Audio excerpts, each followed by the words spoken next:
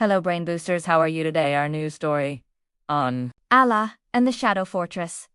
In a quiet valley, nestled between rocky mountains and whispering trees, lived a brave and curious girl named Ayla. She wasn't like other kids her age. While others played games or watched cartoons, Ayla trained day and night. Her father, Rayon, was not an ordinary man. Bad people don't expect someone small and smart to defeat them. That's your greatest power. He was a former intelligence officer, once feared by the darkest criminals in the world. She learned every skill her father taught: martial arts, stealth, survival, hacking, tracking, and most of all, how to stay calm under pressure. By the time she was 16, she could climb mountains, break into systems, and defend herself better than any trained soldier. After retiring, he chose a peaceful life in the village to raise his daughter alone. But he never stopped preparing her for the world. "Strength isn't in muscles, Ayla," he would say. "It's in your mind, your heart, and your will." The villagers ran and hid, terrified, as the leader of the group left a message painted on their house in red. Ayla listened. Then one terrible day, everything changed. He was cruel, clever, and untouchable. Years ago, Rayon had destroyed one of his biggest operations. Now, he wanted revenge. A mysterious black helicopter hovered over the village. Armed men in black uniforms stormed in and kidnapped her father. Kaisar never forgets. Kaisar, the name sent chills down everyone's spine. He was the biggest don in the world, a powerful criminal with networks across every continent. The world believed no one could defeat Kaisar, but the world didn't know Ayla. She watched from a distance with her binoculars, guards on towers, laser fences, surveillance cameras everywhere. The mission begins. Ayla didn't cry. She didn't panic. She remembered her father's training and began preparing. She crawled through trenches, disabled security wires with a paperclip, and used the drone to distract the guard dogs. Then she whispered. She gathered her father's old gear: a compact drone, a pocket knife, a rope, a GPS tracker, and a photo of them together. A long hallway, lit by red lights, stretched before her. Footsteps echoed, but Ayla hid in the shadows, remembering every lesson.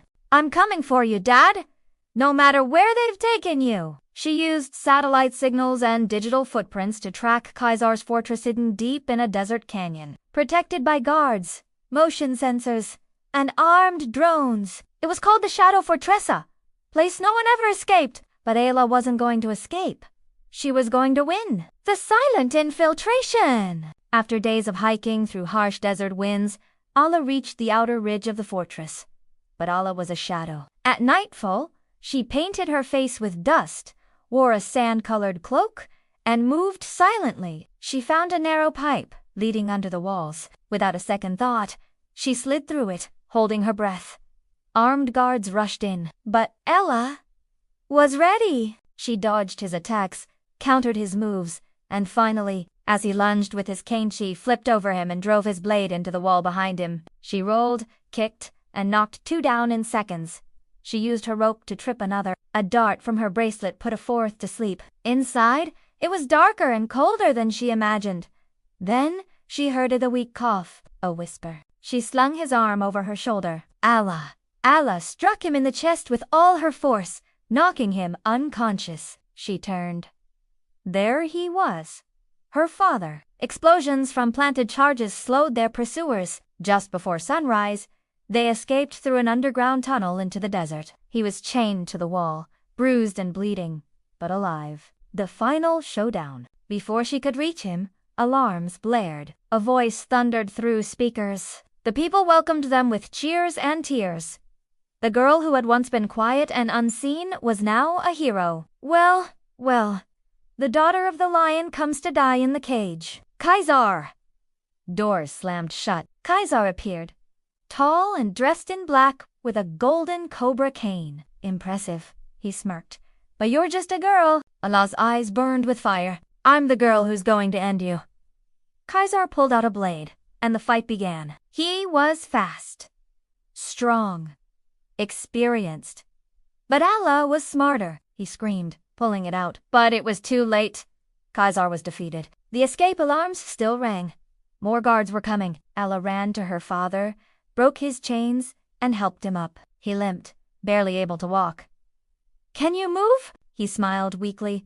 "Not like I used to, but with you here, I don't need to." They moved through the fortress, dodging guards and using secret passages Allah had mapped earlier. They collapsed in the sand, breathless and exhausted, watching the sun rise. Anudonala and her father returned to their village weeks later.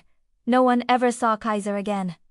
His empire crumbled. His fortress was abandoned. Ayla and Rayan lived peacefully, growing vegetables, training children, and teaching others how to protect themselves. Ayla never stopped learning, never stopped training. She had faced the world's most dangerous men and won, all because she believed in her father, her training, and most of all herself. Moral of the story: no evil is too powerful when you have courage, love, and the strength to fight for what's right.